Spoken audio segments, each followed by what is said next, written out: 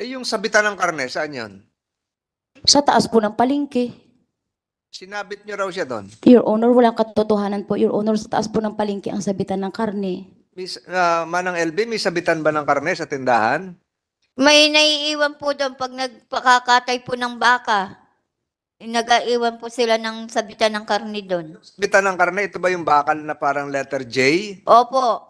Doon ka sinabit? Sinabit ka doon? Opo. Saan yun? Sa palengke o sa bahay? Doon po sa may kusina po. Meron din sabitan doon. Paano ka sinabit? Kamay lang po ng kasama ko. Sino nagutos? Si Ate Franz po. So paano, nakatali ka sa lubid o sinabit ka doon sa damit mo, mapupunit yon? Sa leeg po. Ha? Binuhat po. Binuhat ka pasakal. Opo. LB. Yung pong boy namin, yung nagkatadtad ng karne namin. Anong pangalan? Si Ogie po. So, paano ka nagsabit? May tali ka sa leeg? May tali ka sa bewang? Paano? Wala po, binitbit lang po at binitin po talaga ako ni Kuya Ogie sa leeg na bakal. Upon instructions ni Ginang Franz? Sa utos ni Ginang Franz? Opo. Paano mo alam na nag-utos siya? Sabi po niya, ikaw nang bahala dyan, ikaw nang bahala dyan. Yun lang ang inutos ni Ginang Franz. Ikaw na bahala dyan, ikaw na bahala dyan. Ang ginawa sa'yo ni Ogie,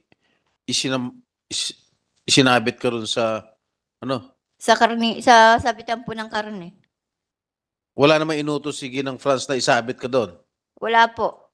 Si Ogie lang. Opo. Sabi niya po, sige, bahala ka na dyan. Nakita ni Ginang Franz ang pagsabit sa inyo dyan. Nakita ba? Opo.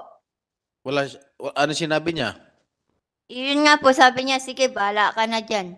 Wala siyang ginawa na Wala po. nilan? Hindi po. Tumatawa pa nga po siya eh. Pagpasok niya doon sa loob, papunta niya sa kwarto. Ganong katagal po yon nangyari? Ilang minuto? Ganong katagal po yon? Parang 3 oras po. 3 oras kayo sinabit? 3 minuto lang po. Ulitin natin, 3 oras, 3 minuto. 3 minuto po.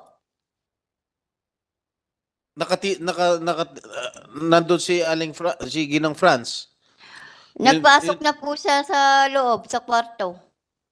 Pinagtatawanan ka pa. Opo, pagpasok niya po sa loob, pagpapasok niya sa kwarto, magbibihis na.